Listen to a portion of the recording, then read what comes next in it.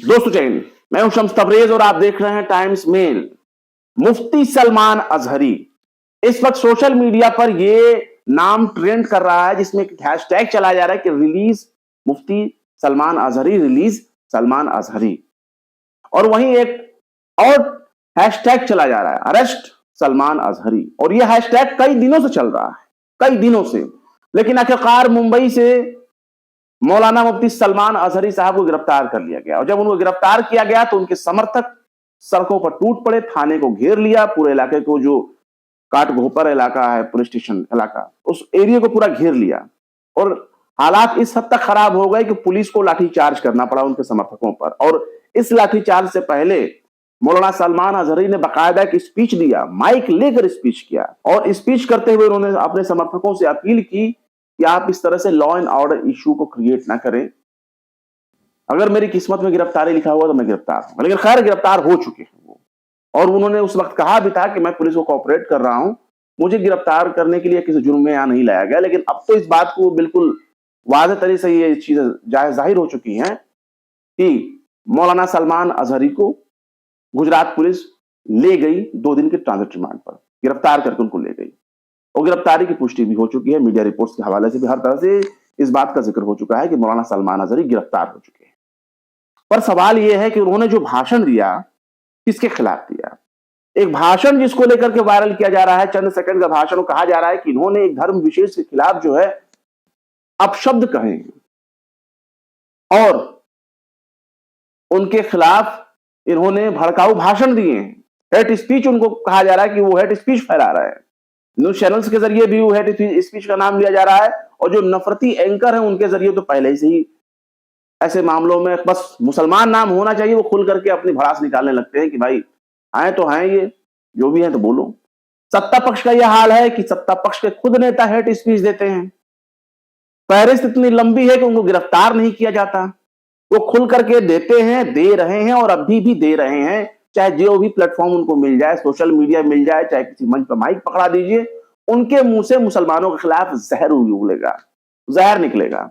अब लोग कहेंगे कि चुनाव के नजदीक आ रहे हैं, इसलिए इस तरह के काम हो रहे हैं और हेट स्पीच दिए जाते हैं, ताकि मुसलमानों का डर दिखा करके, मुसलमानों के खिलाफ नफरत फैला करके ये काम किया जा सके। तो भाई, भारत एक ऐसा देश है जहां हर 2 महीने, 1 महीने, 3 महीने, 5 महीने पर कोई ना कोई चुनाव होता ही रहता है, चाहे छोटा हो, चाहे बड़ा हो, चाहे लोकसभा हो, चाहे म्युनिसिपल हो, चाहे कॉर्पोरेशन का इलेक्शन हो, चाहे विधानसभा का इलेक्शन हो, इलेक्शन होता रहता है। और ये काम लगातार होता आ रहा है, आज से नहीं, कांग्रेस के दौर से ही होता आ रहा है, भाजपा के दौर से तो और भी ज्यादा तेज हो गई है।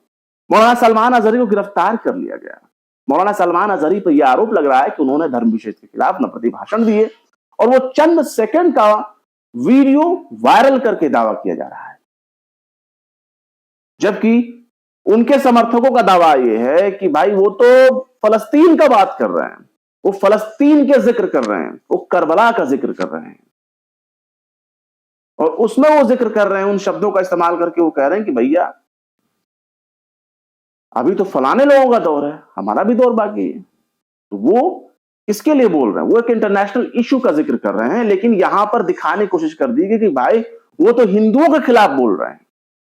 और जो नफरती सोशल मीडिया हैंडल्स हैं, उनके जरिए इस बात का प्रचार किया जा रहा है कि देखो देखो, उसने तो हिंदुओं को ये कहा, उसने हिंदुओं को इस तरह की गाली दी, इस तरह के अपशब्दों से नवाजा, लेकिन ना तो उन्होंने अपशब्द कहे हैं, ना तो उन्होंने गाली दी है। जानवर का जिक्र किया गया है उसमें, जो अक्सर टी राजा सिंह लेता रहता है। टी राजा सिंह अरेस्ट नहीं हुआ, टी राजा सिंह आज भी घूम रहा है, उसको अरेस्ट नहीं किया जाता क्योंकि वो बीजेपी से ताल्लुक रखता है। हेट स्पीच की अगर आप फहरिस्त देख लें, हमारे ही देश में हेट स्पीच के मामले देख लें, तो सुप्रीम कोर्ट को कहना पड़ा कि कोई भी अरेस्ट करते क्यों नहीं हो। यति नरसिंहानंद, इसकी तो पूरी हिस्ट्री ही रही है एंटी मुस्लिम। ये तो खुलेआम सरेआम मुसलमानों को मारने, काटने, उनको गाड़ने की धमकी देता रहता है। हरिद्वार में जो है, उत्तराखंड का हरिद्वार में, धर्म के नाम पर इसने नफरत का धर्म संसद आयोजित किया था।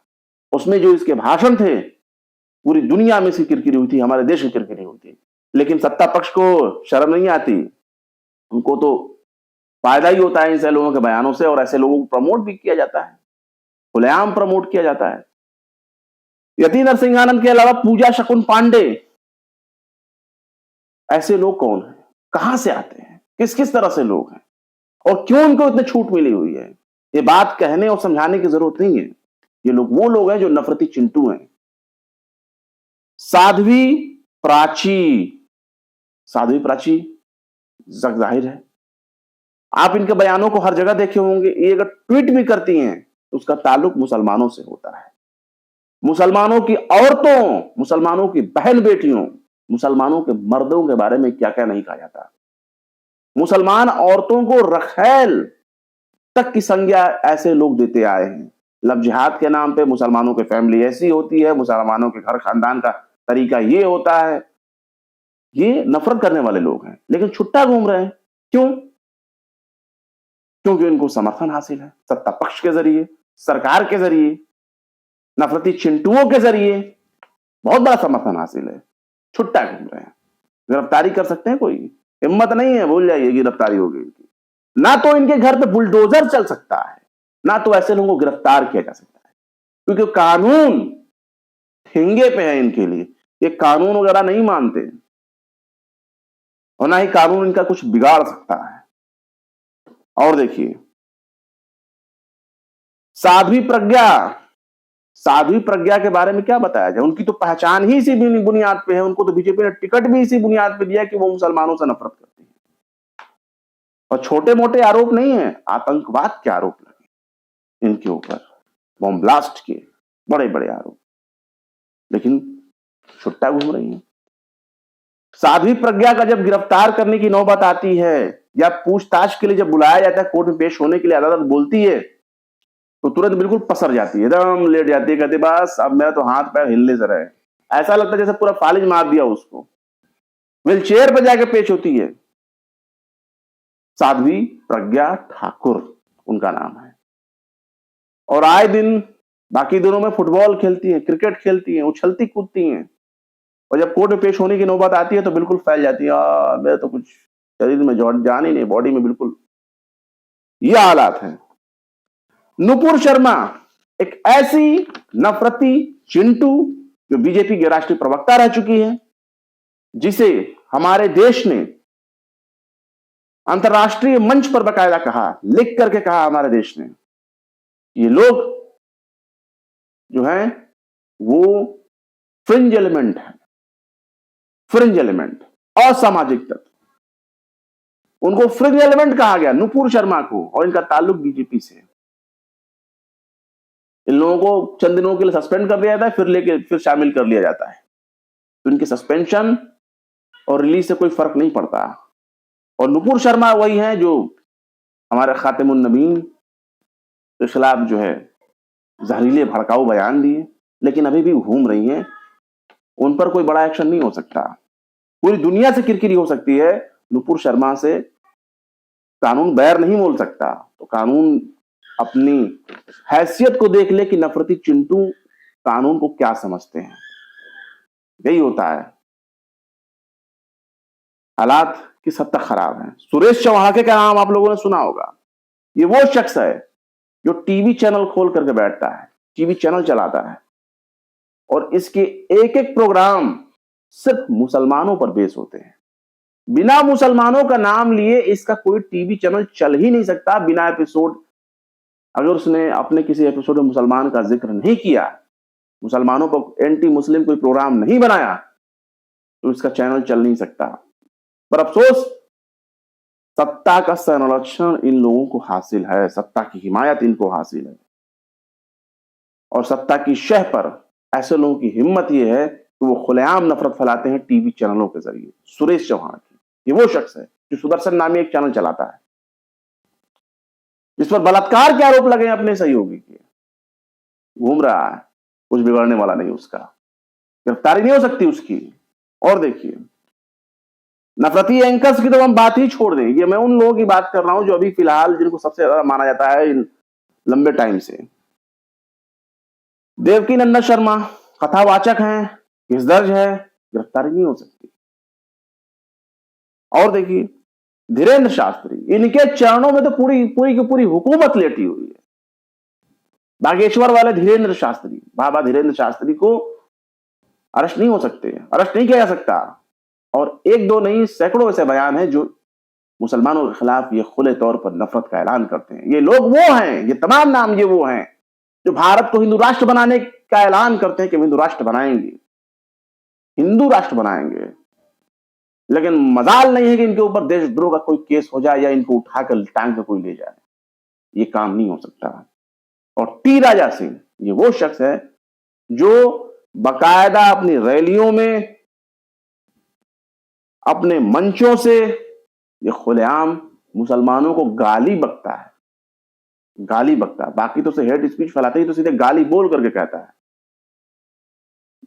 लेकिन अफसोस कानून के हाथ लंबे हैं, पर ऐसे लोगों का नाम सुनकर के हाथ जेब में चला जाता है और इनके जबान इनके हाथ से ज्यादा लंबे हैं। लेकिन मजाल नहीं कि इन पर कोई एक्शन हो जाए। मौलाना सलमान अजहरी को गिरफ्तार किया गया, 2 दिन की ट्रांजिट रिमांड मिली गई। और ये ट्रांजिट रिमांड क्या होती है उसको भी समझ लीजिए। जब किसी जुडिशरी एरिया से बाहर, किसी दूसरे इलाके से, न्यायिक क्षेत्र से बाहर जाकर किसी को गिरफ्तार किया जाता है तो उसमें टाइम लगता है कोर्ट पेश होने के लिए।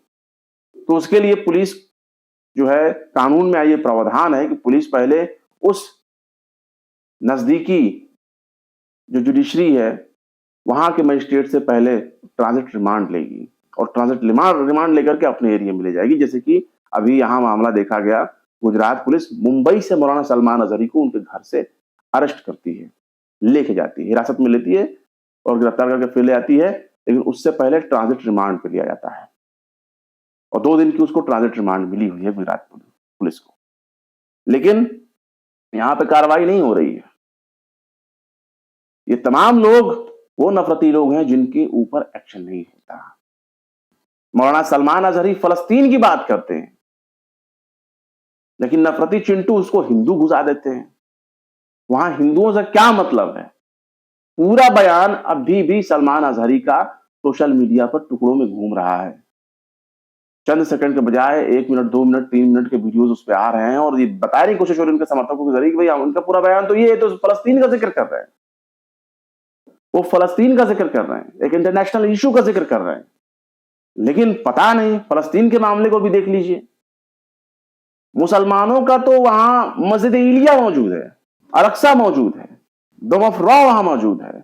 फलस्तीन पैगंबरों की, नबियों की सरजमीन रही है। ये तमाम चीजें वहां मौजूद हैं। तो मुसलमानों के जज्बात तो वहां से, लेकिन भारत में जो नफरती चिंटू हैं, जो गेरुआ टोला है, जो अंधभक्त हैं, इनका इजराइल से क्या है?